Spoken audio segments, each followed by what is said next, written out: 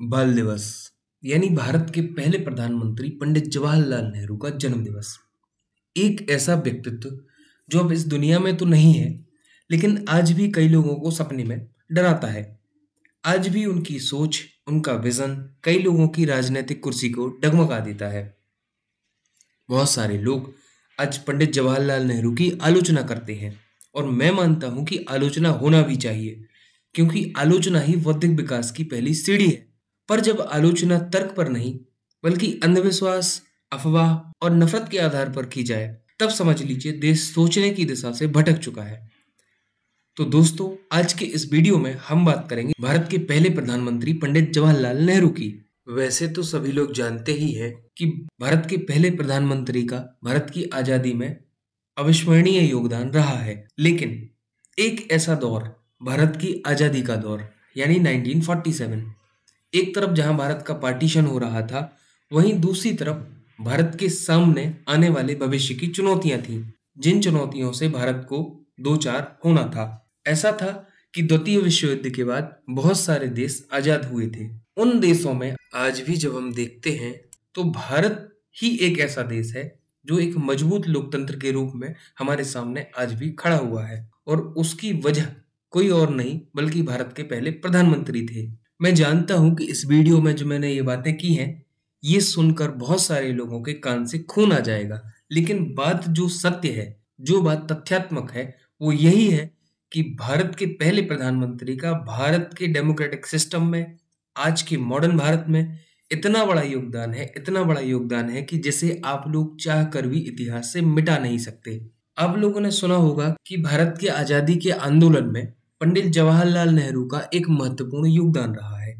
लगभग 10 साल उन्होंने अपने इस आंदोलन के दौरान जेल में गुजारे। इसके अलावा उन्होंने जेल में 3 महत्वपूर्ण रचनाओं को पूर्ण किया, जिनमें ग्लिम्पसेस ऑफ वर्ल्ड हिस्ट्री, यानी वास्तव में ग्लिम्पसेस ऑफ वर्ल्ड हिस्ट्री वो है जो पंडित जवाहरलाल नेहरू जेल में अपनी पुत्री के नाम पत्र लिखा करते थे। यानी कि ग्लिम्पसेस ऑफ वर्ल्ड हिस्ट्री में पंडित जवाहरलाल नेहरू अपनी पुत्री इंदिरा गांधी को पत्र लिखा करते थे और उनमें इतिहास, विश्व का इतिहास समझाते थे उनको। ये बुक आप लोग पढ़िए और ये बुक पढ़कर आप लोगों को समझ में आएगा कि पंडित जवाहरलाल नेहरू का बौद्धिक स्तर और उनकी समझ कितनी गहरी थी। इसके अलावा उनकी दूसरी किताब एन ऑटोबायोग्राफी बेहद महत्वपूर्ण किताब है, और तीसरी सबसे लाजवाब जो किताब है वो है डिस्कवरी ऑफ इंडिया। लेकिन जब भारत एक क्रिटिकल दौर में प्रवेश करता है, यानी कि हालांकि उस टाइम पर पूरा वर्ल्ड एक क्रिटिकल दौर में प्रवेश कर चुका था, द्वितीय विश्व युद्ध और उसके बाद की परिस्थितियां। सबसे बड़ी बात यह है कि भारत में उस टाइम पर कम्युनल पॉलिटिक्स स्प्रेड हो रही थी, यानी कि सांप्रदायिक राजनीति को जगह बनाने का मौका मिल रहा था, और बहुत सारे लोग ऐसे थे जो इस कम्युनल राजनीति को भारत का भविष्य बनाना चाहते थे। अब आप लोग समझते होंगे कि वो कौन है। वही ताकतें आज भारत की सत्ता पर, भारत के प्रशासन पर, भारत के डेमोक्रेटिक सिस्टम पर काबिज हो चुके हैं। बहुत सुना होगा आपने, कांग्रेस वालों के मुंह से भी सुना होगा कि पंडित जवाहरलाल नेहरू ने आईआईटीज बनवाए, आईआईएम्स बनवाए, एम्स बनवाया, इसरो बनवाया, उन्होंने बांध बनवाए, भाखड़ा नागल बांध बनवाए, पंचवर्षीय योजनाओं को लेकर आए, बड़े बड़े कारखाने लगाए। ये सब भारत के प्रधानमंत्री का, वैसे तो उस टाइम पर, जिस टाइम पर भारत की स्थिति थी, उस समय के भारत की स्थिति को देखा जाए तो ये सारी चीजें भी बेहद महत्वपूर्ण हो जाती हैं। पर बात वही है कि इनसे भी कुछ महत्वपूर्ण था क्या जो आज के टाइम पर हमें पता ही नहीं, या जिसके बारे में हम जानते ही नहीं, या जिसके बारे में हम जानना ही नहीं चाहते। वास्तविकता में पंडित जवाहरलाल नेहरू का वो योगदान जो आज के टाइम पर ना कोई कहीं हमें सुनाई देता है, ना हमें किसी तरीके से दिखाई देता है, और ना ही उस पर चर्चा होती है, वो था पंडित जवाहरलाल नेहरू का सांप्रदायिक राजनीति के खिलाफ मजबूती से खड़ा होना। जैसे चीन की दीवार, वैसे ही पंडित जवाहरलाल नेहरू सांप्रदायिक राजनीति के सामने चीन की दीवार की तरह खड़े थे। दूसरा था उनका डेमोक्रेटिक सिस्टम पर मजबूत भरोसा, और इंडिया को, डाइवर्स इंडिया को, जहां पर रिलीजियस डाइवर्सिटी है, जहां पर कल्चरल डाइवर्सिटी है, जहां पर लिंग्विस्टिक डाइवर्सिटी है, इवन खाना में, रहन सहन में इतनी सारी विविधताएं हैं, उस विविधताओं से भरे हुए देश को एक डेमोक्रेटिक सिस्टम में जोड़कर रखना। सोचिए, इन सब के लिए रिस्पॉन्सिबल आखिर कौन था? भारत के पहले प्रधानमंत्री। मैंने जब पंडित जवाहरलाल नेहरू के बारे में इतनी सारी आलोचनाएं सुनी, बहुत सारे अपशब्द सुने कि उनके कपड़े विदेश जाते थे, सिगरेट पीते थे, वगैरह वगैरह, तमाम तरह की अतार्किक बातें सुनी, तो मेरे दिमाग में सबसे पहला प्रश्न आया कि आखिर भारत की जनता इतनी बेवकूफ क्यों थी कि इस टाइप के व्यक्ति को चुना, और ऐसे नहीं लगभग लगभग 3 बार चुना। या फिर ऐसा क्या था, ऐसा कौन सा सिस्टम था कि जवाहरलाल नेहरू इतने फेमस थे, लोग इतना चाहते थे। इन सवालों के जवाब ढूंढने के प्रयास में मैंने जवाहरलाल नेहरू को पढ़ना स्टार्ट किया। पढ़ते पढ़ते मुझे एक ऐसी किताब मिली, letters for a nation from Jawaharlal Nehru to his chief minister 1947 to 1963। इस किताब को जब मैंने पढ़ा, जब मैंने डेप्थ में जब इस किताब को एनालाइज किया, तो मुझे समझ में आया ये वो व्यक्ति है जिसने भारत में डेमोक्रेटिक सिस्टम को इतना स्ट्रॉन्ग कर दिया, भारत में डेमोक्रेटिक सिस्टम की जड़ों को इतना गहरा कर दिया कि चाहकर भी उस सिस्टम को आज सांप्रदायिक ताकतें खत्म नहीं कर पा रही हैं। अच्छा, आजादी के दौर में भारत आजाद तो हो चुका था, पर क्या था कि बहुत सारे इवेंट्स में जो सबसे महत्वपूर्ण इवेंट था वो था सांप्रदायिक राजनीति का प्रसार। ये वास्तविकता है कि भारत का विभाजन जो हुआ था वो धर्म के आधार पर हुआ था, और सांप्रदायिक ताकतों को उस समय एक मौका मिल गया था अपने आप को भारत की राजनीति में, भारत के मन मस्तिष्क में जगह बनाने का। पर प्रॉब्लम ये थी कि उस टाइम पर भारत में सांप्रदायिक राजनीति को बहुत ज्यादा स्पेस नहीं था। क्यों? क्योंकि भारत नया नया आजाद हुआ था, भारत अपने भविष्य को देख रहा था। आने वाले समय में भारत को मजबूत बनना है, किस तरीके से आर्थिक मजबूती, सामाजिक मजबूती, राजनीतिक मजबूती भारत के लिए बेहद जरूरी थी।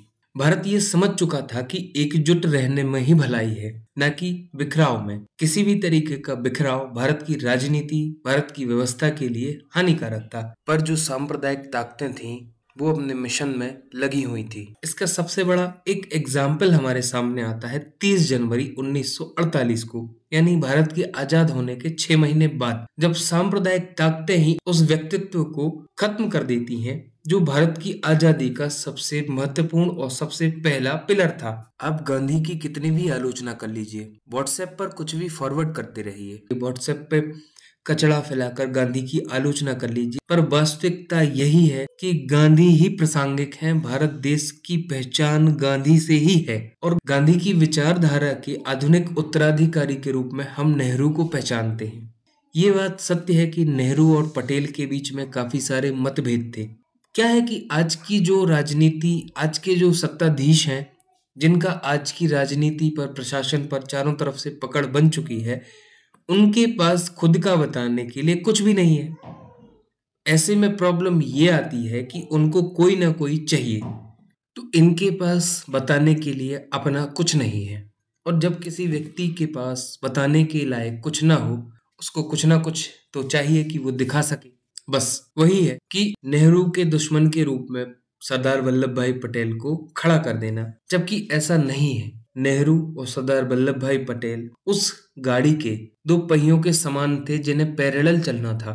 भारत के भविष्य की गाड़ी, जिसके 2 पहिए एक साथ चल के उस गाड़ी को रफ्तार देने वाले थे। पर आज के टाइम पर एक ऐसा थॉट डेवलप कर दिया गया है कि नेहरू और पटेल दोनों के बीच में इस कदर की दुश्मनी थी, इस कदर की दुश्मनी थी कि उनसे बड़ा दुश्मन शायद ही धरती पर कोई हो। ऐसे ही नेहरू और सुभाष के बीच में एक खाई पैदा कर दी, नेहरू पटेल सुभाष के बीच में एक खाई पैदा कर दी। तो ये पॉलिटिक्स है। जबकि उस टाइम के लोगों का, भले ही उनके बीच में मतभेद हुआ करते थे, लेकिन सबका अल्टीमेट गोल एक ही था कि भारत को आजादी दिलाई जाए। वो कैसे? सबके पाथ अलग अलग जरूर थे, जैसे भगत सिंह का, चंद्रशेखर आजाद का, सुभाष चंद्र बोस का, गांधी का, नेहरू का, सबका अपना अपना थॉट था, सबके अपने अपने विचार थे, लेकिन अल्टीमेट गोल एक ही था कि भारत को आजाद कराना। पर प्रॉब्लम क्या है कि आज के टाइम पर हम उस टाइम को इमेजिन भी नहीं कर सकते। क्यों? क्योंकि हमारे सामने इतनी सारी सुविधाएं हैं कि हम उस टाइम को इमेजिन भी नहीं कर सकते,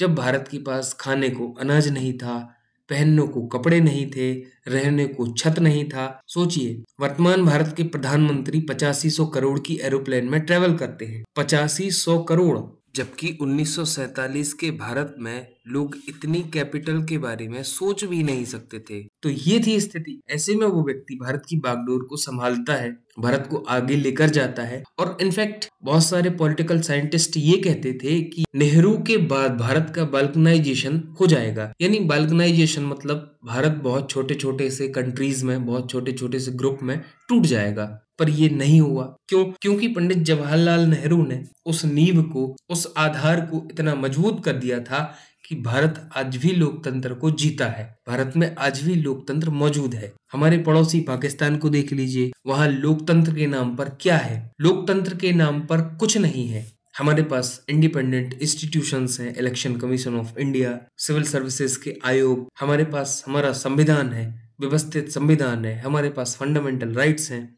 हमारे पास डीपीएसपी है, हमारे पास एक लीगल सिस्टम है, हमारे पास एक जुडिशरी सिस्टम है, एडमिनिस्ट्रेशन सिस्टम है। ये कहाँ से आया? जस्ट इमेजिन कि यदि भारत कम्युनल पॉलिटिक्स को उस टाइम पर अपना लेता, उस टाइम के लोग यदि कम्युनल पॉलिटिक्स को अडॉप्ट कर लेते, कम्युनल पॉलिटिक्स के हिसाब से ही चीजों को डिसाइड करने लगते, तो भारत आज किस स्थिति में होता? क्या भारत होता? सोचिए जरूर। वीडियो को लाइक कीजिए, शेयर कीजिए और सब्सक्राइब कीजिए। Thank you. और बाल दिवस, पंडित जवाहरलाल नेहरू के जन्म दिवस की पूरे देश को ढेर सारी बधाइयाँ।